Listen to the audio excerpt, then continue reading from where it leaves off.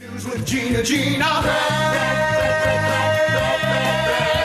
The news with Gina Grad. All right, Gina, the news, and James, just hang in and tell us whatever you think.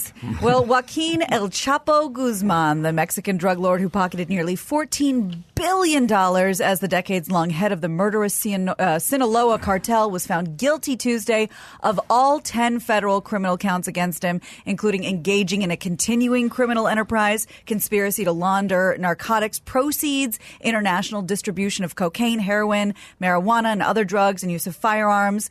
By the way, speaking of the firearms, some of the testimony said that he had gold-plated AK-47s, diamond-encrusted pistols, and, of course, the alleged $100 million payment to a former Mexican president. Guzman faced... The gold-plated AK-47 seems impractical. Yes. Bad business. I agree. If you're going to get business done, you don't want the gold plating. He faces a mandatory sentence of life. He's due to be sentenced in June, and the partially sequestered and anonymous jury deliberated roughly 34 hours over 6 days. What about the $100 million he gave to the former president? Is that guy seeing any time? And it doesn't seem, it kind of came and went, that story. It's just kind of like a funny little add-on, but yeah, the Mexican government doesn't seem to be making a huge deal out of it. Oh, they have a government now? They get a government.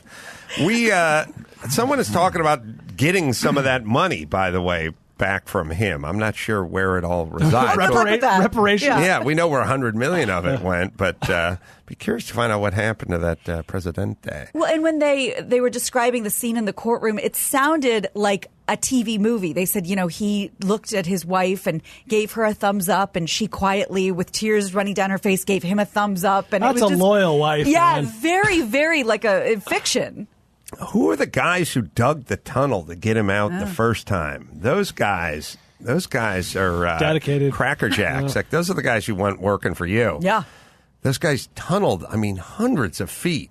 If you really think about that process, it's not like they can get a big coring machine or the thing that dug the tunnel in there. You pretty much coffee cans and you're on your belly with a flashlight in your mouth, and you got to go hundreds of feet. And you got to lay down tracks. Like they built they went full Harriet Tubman. Is that what it's called? There wasn't an actual underground railroad. I didn't realize. Look it up. Look it up. It was a subterranean. Figurative. Brian, look it up. Okay, I don't want to embarrass you now. I'll look it up. You look it up. Google it. You Google it. Well, there's some... Use my app. Google me right. Some semi-breaking news about the bullet train that has been in the news for years now. California Governor Gavin Newsom announced on Tuesday he is pulling the plug on the state's massive high-speed rail project from L.A. to San Francisco. It's more than a decade behind schedule, billions in the red. By the way, you go, whoever could have foreseen this coming? Sure, yeah. Everybody but Governor Brown said this was a horrible idea. Yeah. Everybody said this was a horrible idea. But we only lost $20 billion, so that's how you learn. Is this one in the plus column for old Gavin Newsom? Well, don't worry. Yes. Don't worry, there's yes, more. it is. Newsom added that while California has the capacity to complete a high-speed train between Merced and Bakersfield... Oh, boy. There simply isn't a path to get to from Sacramento to San Diego, let alone San Francisco to L.A. The embattled $77 billion bullet train has been an embarrassment for the Golden State, according to Fox News, and has been plagued by problems from the start. The idea, long championed by Newsom's predecessor, Jerry Brown, is years behind schedule with the latest estimate completion for 2033. It's just let Uber take over and Elon Musk and let them build the vertical cars with the blades and let them figure it out. Yeah. That's not to let the government. They screw up everything they touch. Give Elon the 77 million. Billion. Yeah, that's they're in the business, the boring company. Exactly. Right. He'll do it with it. Also, I don't know if you heard about the cab companies all want to put the the light up advertisements now on their cars because they can make another $300 a month because that business is dying because of Uber and Lyft. Yeah. And the cops are saying, no, it's a distraction. But these guys will absolutely go out of business soon. Cabs do not seem necessary anymore. It is a vestige of the past. I don't think anyone's going to own a car pretty soon. It's just going to be this whole sort of sharing thing. And if you really think about it, the biggest pain in the ass, especially in L.A., and expense and everything is parking. Yep. You go to a Rams game, it's $150 to park during the playoffs, or it's $75 like in preseason. You got to go way down a dicey street. I mean, imagine, or you want to go to a cool upscale restaurant downtown. Mr. Brolin parked cars throughout his entire 20s. Yeah, you know. Yeah, ask an expert. Yeah. I went down to Malibu. I went down to the thing, brought the kids and blah, blah, blah. It was $50 just to park in the parking lot. Imagine just being dropped off everywhere. It's the best. Great. And drunk. You'd be... that really ups the ante. Yes. Yeah, that's what we're doing. You're absolutely right. Nah, You're over it. Kareem Hunt. But I'm glad Gavin. Look, I don't get along with Gavin Newsom, but if he's going to pull the plug on a bullet train that's been a tremendous waste of time, then good for him. And I applaud him for that. And we should not be done with Jerry Brown. Mm-hmm. Jerry Brown was told 1 million times this is a bad idea, and he was like, we'll raise money in the private sector. It's like nobody's investing. Here's the thing. You can't get the private sector to go in on this because the private sector needs a return on their investment. They don't have an unlimited slush fund of money that they can waste. It's the taxpayers' money. So good luck getting someone to look at the numbers in the private sector and go, hey, this would be a really smart investment. Yeah, we're going to get a hell of a return. No, they would have lost everything. So you're not going to get money from the private sector, Jerry Brown. Nope. You're lying. Of course, you had to lie all along the way because nothing ever penciled out. And we should punish him for that. It shouldn't be like, well, we just squandered $70 billion and wasted a bunch of time. Live and learn. Moving on. Whatever. What other thoughts do you have, Jerry Brown, so we can listen? Idiot. Sorry. But you're acting like you never needed to get from Merced to Bakersfield in a hurry. Yeah. Let's go punch him. No, you know what you have to do? He should have to have sex with Linda Ronstadt now. Come on. Maybe that's too harsh. That may be too harsh. You're going to have to relive that. I mean, she could be in a wheelchair. I don't know, but that should be his punishment. Wow. She'd have to go down to Blue Bayou. You thought you had it good. That's right. That's good. Thank you. Kareem Hunt, back in the news. TMC reports that the Cleveland Browns have announced they've signed him. The former Chiefs star who was cut after a video was posted showing him getting very violent with a woman in a Cleveland hotel about a year ago. Was there Cleveland Hotel? He got signed by the Browns? It's too poetic. I didn't put that together. Browns general manager John Dorsey announced the signing and reported a 1-year deal. Kareem can't leave the city limits until on trial. The two important factors, he said, one is that Kareem took full responsibility for his egregious actions and showed true remorse. And secondly, just as importantly, he is undergoing and is committed to necessary professional treatment and a plan that has been clearly laid out. And we have the footage if you don't remember. But yeah, he gets very, very violent. Third factor, he scores a lot of touchdowns. That has nothing to do with it. They're trying to rehabilitate somebody. He keeps pushing this girl. And then smacks her right into the hotel, the elevator door. Well, at some point, somebody gets loose. The part that's disturbing, the part that's always disturbing about this stuff is when the person or persons are trying to restrain somebody and they keep breaking away and going after the woman in this case. That's the part that it's not.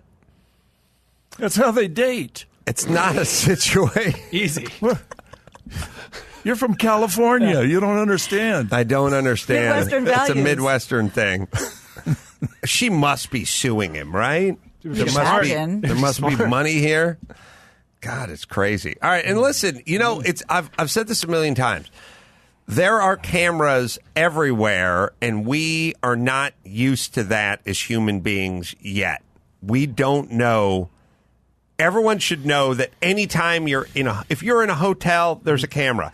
If you're walking in front of a house, there's a Ring doorbell or whatever. Like, you can't act like you acted in the past. There is going to be footage of everything all the time. Funny you should say that, and I wasn't going to bring it up today because it's so messy and it's so opaque and it's still unraveling. There's no sort of new news to report, but on that note, with Jussie Smollett from the show Empire that we talked about, is just so insane with the people shouting at him and putting a noose around his neck and pouring bleach on him. Currently, the cops are having an issue because they said there's surveillance cameras all over that part of town, and we're just not seeing that attack. So they're trying to figure that out. He was supposed to hand his phone over and refused, and ended up, I think, printing out printed pages of his calls, his call log and his text with things redacted and things withheld. And they're just trying to sort through this whole thing.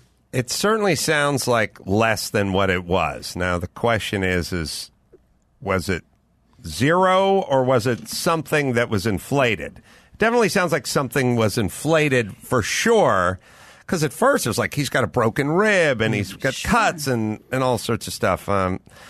We'll see. But I tend... The sad part is there's so many of these stories now and so many of them end up going another direction that we're now in a posture that we shouldn't be in, which is you hear a story about something horrible. There could be some Me Too version. There could be some racial component to it. And now we all just fold our arms and go, well, we'll wait and see. Right. That's where we're at now. Right. But it's our fault for making too many boy that cried wolves. And now everyone's in the posture of, well, now we'll just wait and see. And it's the news who takes it and runs with it and blows it up. They've forced us all to become sort of jaded. Right.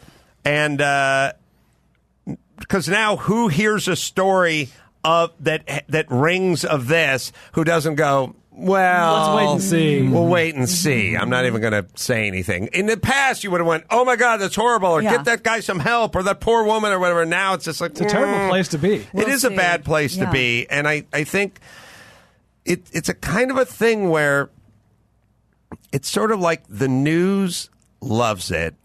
It's like, I'm going to talk, I'm going to put it in JamesBrolin parlance in a second. I'll do one for Gina Grad. Oh.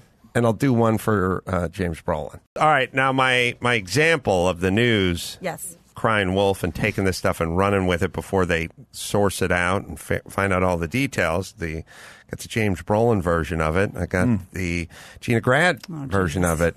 The JamesBrolin version of, you get the car.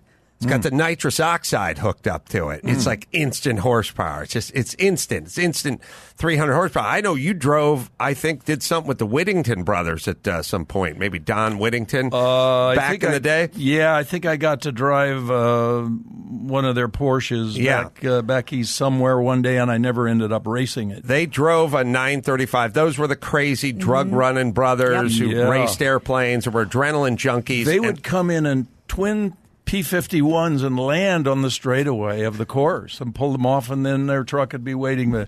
There was too much money going on there for some reason. Don and Bill Whittington. Yeah, well, maybe they did a little El Chapo action back in the day. So. But I talked to their mechanic. I was at Rensport, the big Porsche event, and I was talking to the mechanic who built that car, and he said, oh, yeah, they hid nitrous oxide in that 935 Porsche. And I knew the story, and it won Le Mans, and they hid it. They hid it in a rocker panel, like a thin area of the car, and they welded it in. You know what their claim to money was? That they were the largest motorhome, not motorhome, but RV dealers in Florida. You know, I guess you have to say where you get your money. They must have been moving a lot of Airstreams. And, you know, everybody leaves New York and moves to Florida and buys one of those things. All the old people, right? So they were supposedly, that's where they got their money. Wow. But no, I heard they were running a 747 to South America every week. It's a crazy story. I'll do a doc about them soon enough. But they had, back to my, the hell? Sorry to the news. The news. Never again. It's easy. So Whittington Brothers had a nitrous oxide in a 935, and they had a button on the steering wheel, which was the button for the radio. But their button worked the juice. But I talked to their head mechanic about it at Rensport 6 months ago, and he said, I give them 3 seconds, and then it would cut off. And I said, why? They said because they would never stay off it. They would blow it up. Right. They would blow it so good, so much power that you'd get addicted to just hitting that button. Yeah, he said I'd give him 3 second shot of NOS and then it stopped. Like a morphine pump at a hospital. That's yours because you're Jewish. Oh, you get it. And you go, now only when you're in severe pain and only when you really are feeling a high level of discomfort. Let me show you the chart. This got a happy face. This has a frowny face on it. If you're on frowny face, then you can hit. But you just keep hitting it. Yeah. You just keep hitting it. You know me well. And that's what the news has done with all the allegations and all the racism and all the events and all this guy stared down this decorated war veteran from the Navajo tribe. They've layered on the shit so thick, and they kept it going, and they kept pressing that button, and it was so addictive because it's like every time you touch it, big ratings. Every time you touch, big ratings. But you keep hitting it, you blow up the engine, you become Kill addicted to it, you lose the sensation, it doesn't work anymore. It works if you go to it on occasion when you need it, but if you keep going to it, it doesn't work, and that's what they've done. They've kept going to it, and now we've kind of went like, I don't believe it anymore, we'll see. Which is sad, because when it does really happen, the next real situation happens, we're going to go, I don't think. Yeah. So, all right, so that's the Nas. And well put. And that's the morphine. And I'm glad you know the Whittington brothers. Yeah. You know, the best engine, they say, is the one that blows just as you cross the finish line. It means you used it just right. Yeah. And the Whittingtons were nuts. I got to do a doc on those guys. They pleaded guilty to income tax evasion, conspiracy to smuggle marijuana into the U.S. from Colombia. They owned him. Yeah. Just on tax evasion. Yeah. I'm telling you, the greatest prank ever is I know the guy who has the Whittington Brothers 935 Porsche, which is the last production car to ever win Le Mans outright. Now it's all prototypes and everything like that, but in 79, it was the last production. I mean, a platform built on a platform of production. It was insanely modified. Obviously, it was a Kramer 935 Porsche, but still sort of a production, whatever. Now it's all crazy stuff. And that car came in first. My Newman car came in second, first in its class. And that guy found the car, got it, discovered all the weird Whittington Brothers stuff, the cheats on it, had it painstakingly put back together over years by a guy who was an expert, blah, blah, blah. Took it out to Laguna Seca for like a track day. And this guy, I've told you guys this story, but I'll tell James. The guy rebuilt the car, Bruce Kenepa, hired a flatbed and a bunch of guys in DEA windbreakers and hats and everything to show up and confiscate the car in front of the guys. Like literally a $10 million car. The guy just got done paying for it. They wore costumes? They all wore costumes. There's a picture of they all showed up and they're like, this is not your car. This is government property. The Whittingtons owe millions and millions of dollars in restitution. I don't remember in all these years a show of money more than the Whittingtons until Trump. You know? Yeah, right. You know? Finally. Everybody kind of keeps it down. Some guys might try for a while, but these guys were something. If he could fit in a Porsche, he couldn't fit in that 924.